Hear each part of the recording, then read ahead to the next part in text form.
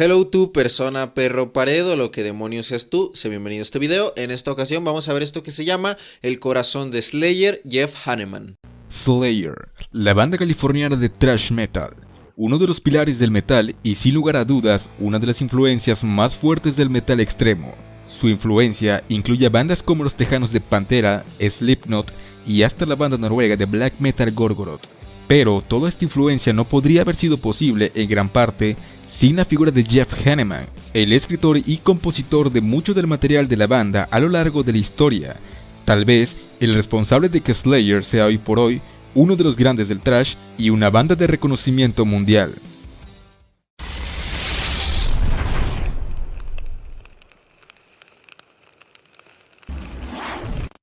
Nacido un 31 de enero de 1964 en la ciudad de Oakland, California, Jeffrey John Hanneman creció en Los Ángeles. Su padre fue un veterano de guerra que luchó en la batalla de Normandía durante la Segunda Guerra Mundial. De hecho, tengo entendido que por su padre es que Slayer tiene esa como afición o interés por hablar de la guerra, debido a que pues su padre luchó en la Segunda Guerra Mundial.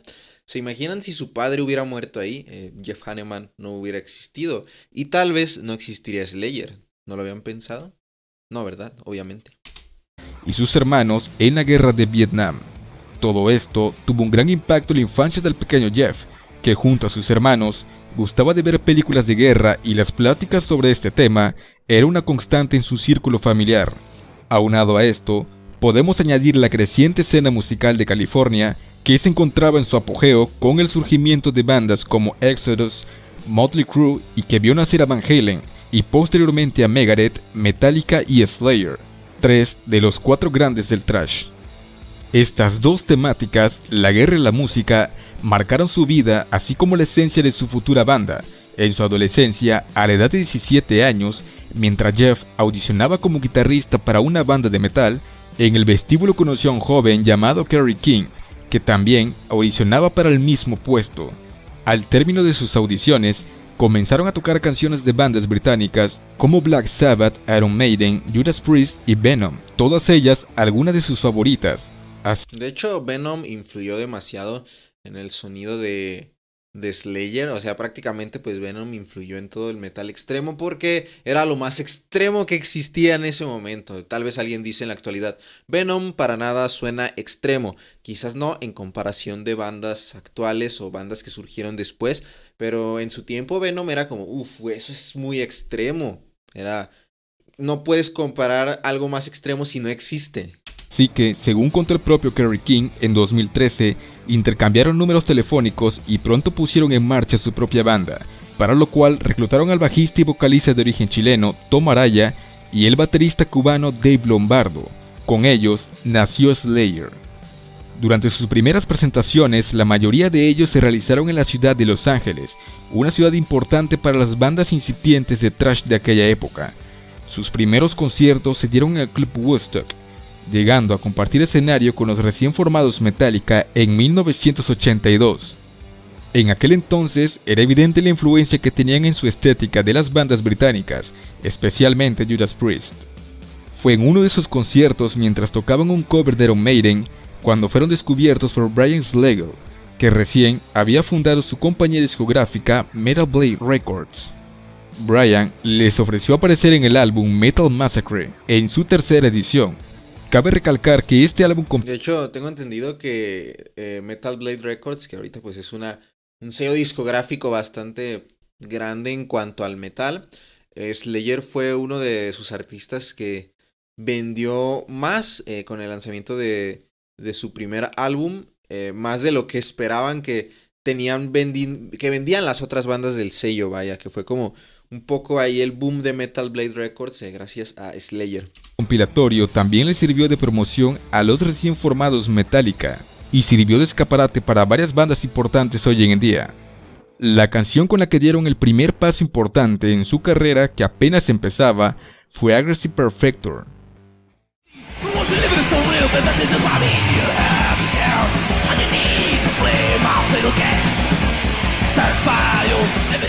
Y en ese tiempo el thrash lo que buscaba era pues ser más agresivo, más rápido, era nosotros podemos ser más, nosotros más. Y así poco a poco fue como fue haciéndose el thrash metal, porque el thrash metal pues sabrán que se inspira del punk y del heavy metal. Y es como vamos a fusionarlos y hacer pues esa velocidad del punk, pero no tan sencillo y utilicemos riffs más similares al heavy metal y hagamos todo así más, o sea, ustedes entienden, no explotó, pero más agresivo. Con esta canción ganaron reputación en la escena debido a sus letras orientadas al satanismo y el sonido agresivo de las guitarras de Jeff y Kerry, que escribieron y compusieron en su totalidad el álbum. Además, el sonido se caracterizó por el uso de las twin guitars, adquirido por influencia de bandas como Judas Priest, pero con un sonido más extremo y sus rápidos solos de guitarra.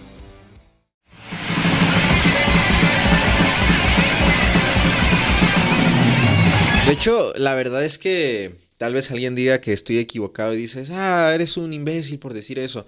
Pero yo siento que algunos solos de Slayer era más como, que suene caótico, porque queremos transmitir caos, violencia, furia. Y a veces siento que hay solos que se escuchan como un poco descuadrados en la canción, pero de manera a propósito, y en ese caso creo que cumplen su función porque te están generando una sensación. Vaya que igual el arte, la música es para generar sensaciones. Si logra generar alguna sensación, pues está haciendo su trabajo, y siento que algunos solos están hechos más de esa manera que por lo musical de vamos a ver que esté acorde, todo bonito, no, vamos a hacer que sea violento, no importa que no coincida con la escala musical y esas cosas.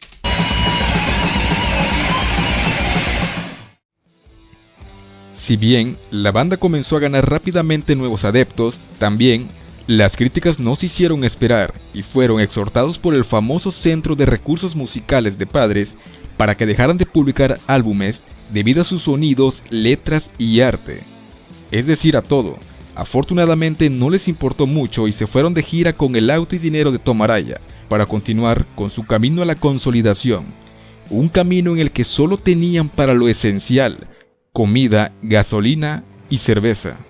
Jeff en ocasiones solía tocar el bajo. Cerveza. A pesar de todas las complicaciones y polémicas, su primer álbum, Show No Mercy, se convirtió en el álbum más exitoso de Metal Blade, y algunas de sus canciones como The Antichrist y Black Magic a menudo eran incluidas en sus presentaciones, e incluso Show No Mercy se tocó en su show final, un show en el que hizo falta la presencia del extinto Jeff Hanneman.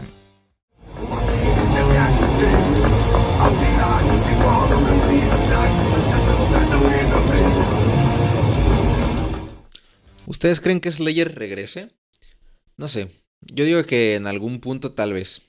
Digo, no es que esté de acuerdo o no en que regrese, porque no lo sé, pero yo creo que sí. El aporte de Jeff con Slayer puede observarse en toda la carrera de la banda, en sus grandes himnos y todo el proceso creativo. Jeff fue el gran escritor y compositor de casi todas las canciones junto a Kerry King, pero es gracias a Jeff que la banda adquirió un sonido cercano al punk, debido a que Hanneman era gran fanático de bandas de este género, lo que contribuyó al sonido rápido y agresivo de Slayer.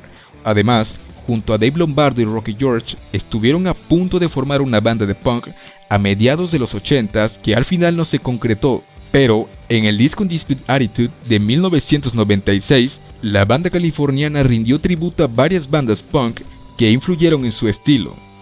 El otro gran aporte de Jeff fue en la escritura de las canciones.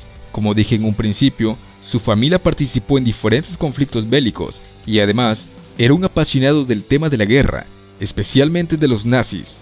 Esto queda demostrado en la legendaria Angel of Death. Y de hecho, cuando tengo entendido que cuando sacaron la canción de Angel of Death, muchas personas estaban en contra porque no, ¿cómo pueden hablar de eso? Eso no es algo que deben hacer, y hasta se les llegó a acusar de nazis, aunque pues simplemente es un tema que les interesa y decidieron plasmar en una canción.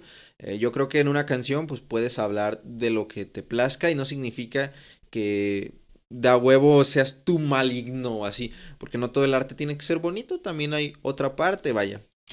Esta obra maestra fue escrita y compuesta en su totalidad por Jeff Hanneman, inspirada en el oficial y médico alemán Josef Mengele. y en sus experimentos en campos de concentración durante la Segunda Guerra Mundial.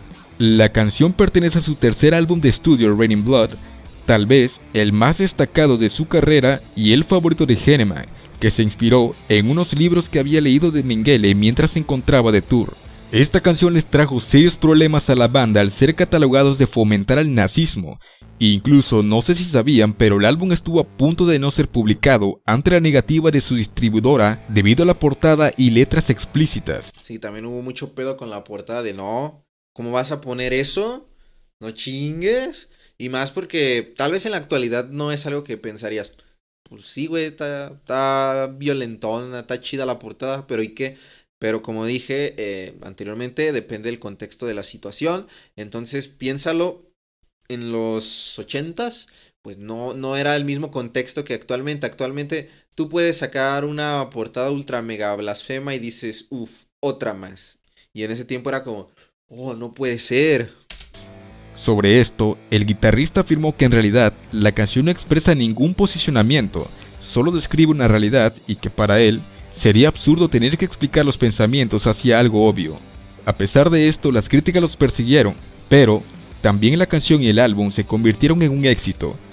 Pues eso ayuda a que tengas como crítica incluso negativa, porque como dice el dicho, publicidad es publicidad, y el hecho de que haya gente que diga, no, es que no escuchen eso es del diablo, tiene letras que no deberían ser, ¿cómo apoyan esa clase de cosas, de atrocidades? Va a haber gente que va a decir, a ver, vamos a escuchar si es cierto, y ya lo escuchan y oye, está mamalón, entonces sigue siendo publicidad.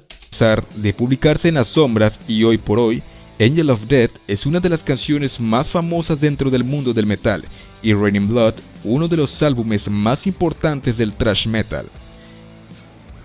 El aporte de Jeff Heinemann con Slayer puede contabilizarse en más de 70 canciones, en las que participó como compositor, escritor y en varias tomando ambos roles, destacando su trabajo en Raining Blood y Diablos. De hecho, tengo entendido que a pesar de que Tom Araya pues es el vocalista de la banda, en sus primeros álbumes él no escribía nada de las letras, sino que Kerry King y Jeff escribían las letras y él solamente las cantaba. Cosa extraña porque muchas veces los vocalistas pues escriben sus propias letras, a pesar de que no escriban la música. O sea, es normal que no escriben música, pero los que hacen la música, se la pasen y él hace una letra, ¿no? En este caso, Tom Araya no hacía las letras.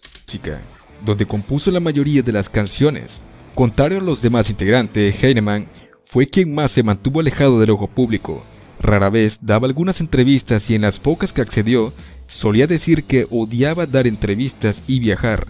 De igual manera, ¿te puedo hacer una entrevista? Claro. ¿Qué es lo que más odias en el mundo? Las entrevistas. Manera que odiaba los deportes en los que no existía contacto. Él prefería el hockey y el fútbol americano.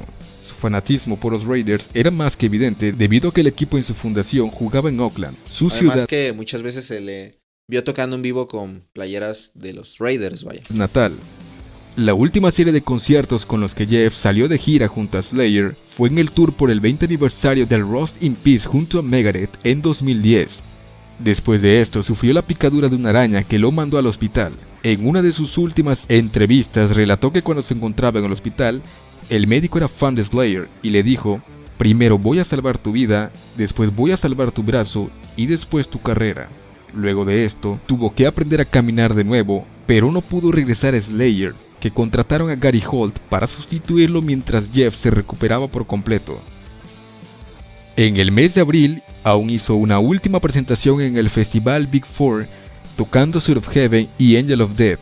Así, sin saberlo, se despidió tocando junto a la banda de su vida, la canción más importante de su carrera y en el estado que lo vio nacer.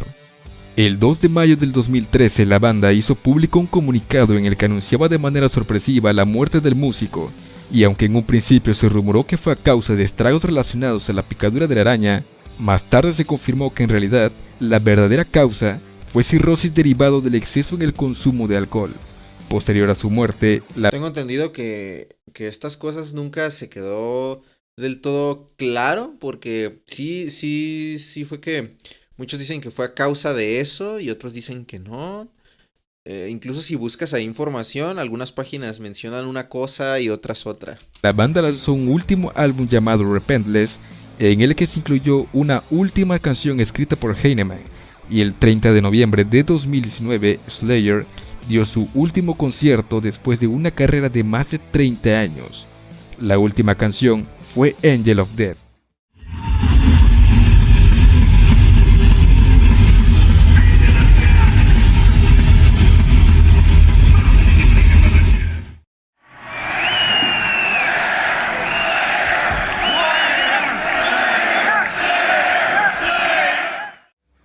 Y esta es la historia detrás del creador de una de las bandas más influyentes dentro del metal, el culpable del sonido y letras de muchas de tus canciones favoritas, una leyenda cuyo legado perdurará por siempre en el gusto de quienes admiramos su trabajo.